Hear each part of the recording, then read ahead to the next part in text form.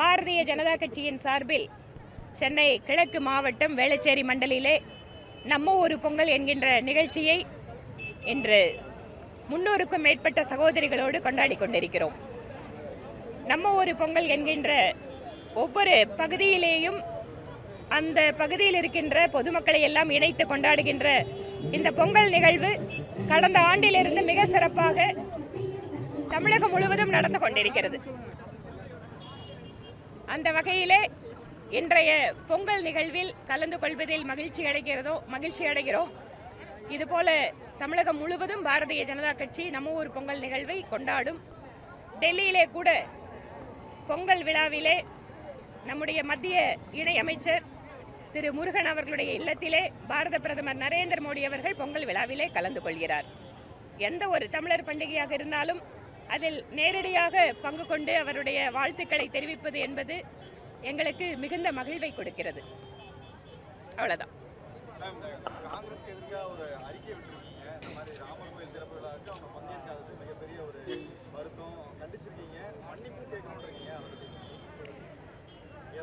அயோத்தியிலே ஸ்ரீ ராமபிரானுக்கு கோயில் அமைக்க வேண்டும் என்பது இந்த பாரத நாட்டு மக்களுடைய நூற்றாண்டுகளாக இருக்கக்கூடிய கனவு. பல நூறு ஆண்டுகளாக அயோத்தியிலே ராம ஜென்ம பூமிக்காக போராடியவர்கள், உயிர் நீத்தவர்கள், அந்த கோயிலுக்காக சட்ட போராட்டத்தை முன்னெடுத்தவர்கள் என்று லட்சக்கணக்கான நபர்கள் இதில் இருக்கிறார்கள். பாரதிய ஜனதா கட்சி விஸ்வ இந்து பரிஷத் இதற்கான ஒரு போராட்டத்தை முன்னெடுத்த போது அதற்கு ஆதரவு கொடுத்தது. ஒரு சட்ட போராட்டம், மிக நீண்ட சட்ட போராட்டம் நடத்தியதற்கு பின்பாக சட்ட ரீதியாக நீதித்துறையினுடைய ஒரு தீர்ப்பின் வழியாக ஸ்ரீ ராமபிரான் கோயில் அமைப்பதற்கு தனியாக ஒரு ட்ரஸ்ட் ஆரம்பிக்கப்பட்டு உச்சநீதிமன்றத்தால் அவர்கள் நியமிக்கப்பட்டு அவர்கள் கோயில் கட்டுகின்ற பணிக்காக நாடு முழுவதும் இருக்கின்ற மக்களிடம் நன்கொடை பெற்று அந்த கோயில் கும்பாபிஷேக விழாவை குறித்து அது தொடர்பான அழைப்பிதழை அனைத்தனை அரசியல் கட்சிகளுக்கும் கொடுத்து கொண்டிருக்கிறார்கள். தமிழகத்தில் கூட நீங்க பார்க்கலாம், பல்வேறு அரசியல் கட்சியினுடைய தலைவர்களுக்கு அந்த கோயிலுடைய நிர்வாகத்தினர் பத்திரிகைகளை எல்லாம் கொடுத்து கொண்டிருக்கிறார்கள். இங்கு தமிழகத்திலே கூட தமிழகத்தினுடைய முதலமைச்சருக்கு அவர்கள் கோயில் அழைப்பிதழை கொடுப்பதற்காக நேரம் கேட்டார்கள். அவர் இதுவரைக்கும் நேரம் கொடுக்கவில்லை.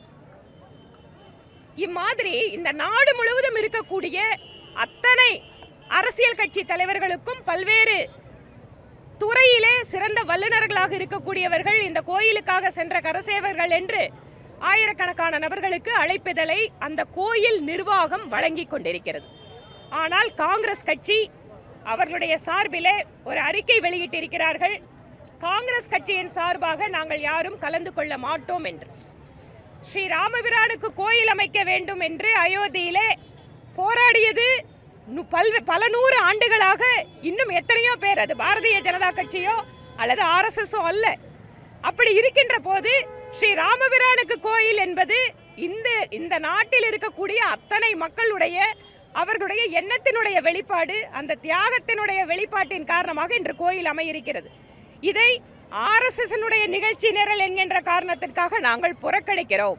இது பிஜேபியினுடைய நிகழ்ச்சி நிரல் என்று காங்கிரஸ் கட்சியினுடைய தலைவர் தெரிவிக்கிறாங்க. இதுல எங்க RSS-ம் பிஜேபி வந்தது? கோயில் கட்டணும்னு முடிவெடுத்தது மக்கள். அந்த போராட்டத்திற்கு துணை நின்றது பாரதிய ஜனதா கட்சியும் RSS-ம். அதனால தான் என்னோட அறிக்கையில சொல்லியிருந்தேன், இந்த நாடு சுதந்திரம் அடைந்த போது எப்படி சோமநாதர் ஆலயத்தை அரசாங்கமே முன்னின்று குஜராத்திலே கட்டியதோ அதுபோல ஒரு வாய்ப்பு காங்கிரசுக்கும் இருந்தது. ஆனால் அவர்களுடைய சுயநல அரசியல் லாபங்களுக்காக அந்த கோயிலை அமைப்பதில் அவர்கள் காட்டிய அலட்சியம் என்பது இப்போது அவர்கள் மனசாட்சியாக அவர்களை உறுத்துகிறது.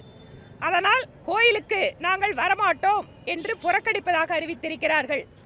இந்த நாட்டினுடைய மக்களுடைய நம்பிக்கை, அவர்களுடைய பக்தி, ராமபிரானுடைய பெயர், இந்த நாட்டில் இருக்கக்கூடிய குக்கிராமங்களில் எல்லாம் ராமருடைய பெயர் இல்லாமல் ஒரு கிராமமும் இருக்காது. அப்படிப்பட்ட ஸ்ரீராமருடைய கோயில் என்பது இந்த நாட்டினுடைய இந்துக்களுடைய மிகப்பெரிய ஒரு லட்சியம். இந்துக்கள் மட்டுமல்ல, இன்று பல்வேறு மதத்தை சார்ந்தவர்கள் கூட அந்த பணியிலே பங்கேற்பதில், அந்த கோயிலுக்கு வருவதில் ஆர்வம் காட்டுகிறார்கள். அப்படி இருக்கின்ற பொழுது காங்கிரஸ் ஏதோ ஒரு அரசியல் காரணத்திற்காக இந்த விழாவை புறக்கணிப்பது என்பது இந்த நாட்டிற்கு செய்கின்ற துரோகமாகவே பார்க்கிறோம். குறிப்பாக ஸ்ரீராமரை நம்புகின்ற, ஸ்ரீராமரை வணங்குகின்ற அத்தனை பக்தர்களையும் அவர்கள் புறக்கணிப்பதாக, அவமானப்படுத்துவதாக பாரதிய ஜனதா கட்சியாக நாங்கள் நினைக்கிறோம். அதனால் எங்கள் கண்டனங்களை தெரிவித்துக் கொள்கிறோம். அவர்கள் நிச்சயமாக இதற்கு மன்னிப்பு கேட்கத்தான் போகிறார்கள். அதற்கான காலம் விரைவில் வரும்.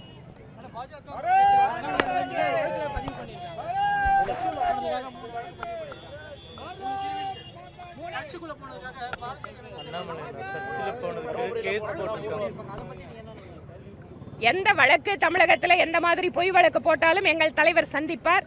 அதில் எங்கேயும் நாங்கள் ஓடி ஒழிய மாட்டோம். அதற்கான நீதிக்காக நாங்கள் எந்த இடத்துலையும் சட்ட போராட்டம் நடத்துவதை விட்டுவிட்டு அவர்கள் மாதிரி புறவழியிலே சட்டத்திற்கு புறம்பாக எந்த செயலிலும் ஈடுபட மாட்டோம்.